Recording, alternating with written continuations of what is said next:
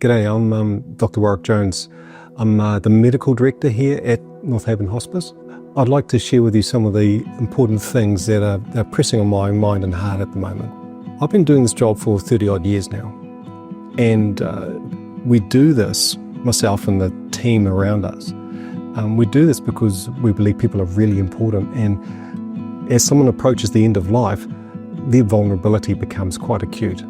This job is incredibly satisfying, and we find that even the simple things done well make a huge difference to the story that our families remember and talk about afterwards. When we talk about palliative care, we're not just talking about the end part. Actually, when people are referred to us, we might have months of doing a journey with them, and it's such a privilege getting to understand them and know them and lift up their priorities. What we try to do in all of this is keep the patient and the whānau central in our decision making. All of the hospices in New Zealand actually started because the communities thought looking after the dying was really important. So there's 4 hospices in Northland, each of them starting from their own community, each of them saying, actually, we can do this better. And it's a privilege to come into that type of environment. One of the things that's happening, unfortunately, is that just as you are aware, life is tough at the moment. Actually, it's been quite tough for some time. See, over the last 3 years or so, there's been about a 60% increase in the number of people being referred to hospice services. Actually, we expected this. As a population, New Zealand's getting older, and as we get older, the things that we used to manage, we can't manage any longer.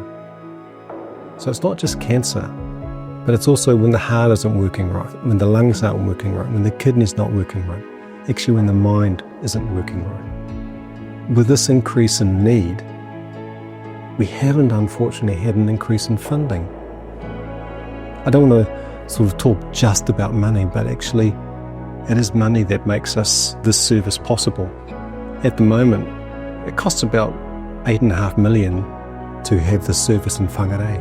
Because we're only partly funded by the government, we have to raise over $11,000 a day just to be on the end of the phone, to be able to come and visit you whether you're at home or in the hospital, in an ARC facility, actually making the inpatient unit here available. All these things are crucial to a whole service so that you have a choice.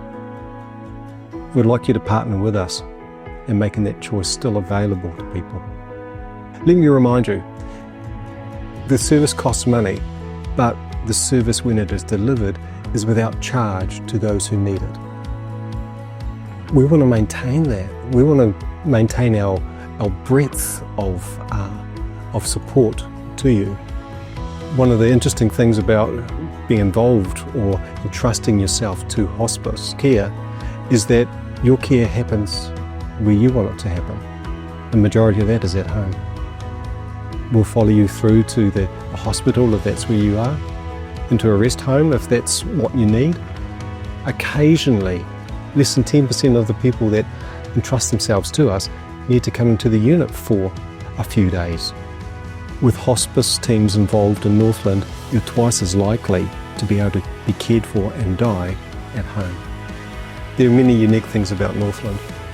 One of the things that makes it particularly difficult to deliver a service like this is the fact that our population's older than the average in New Zealand, and actually there's less resources amongst the community than there is within New Zealand. So I'm asking you to partner with us, however you want to, however you can, whether you want to make a donation or be involved in a sponsorship arrangement. But actually, this has always been a community effort, and I invite you to join this community now as we deliver this service.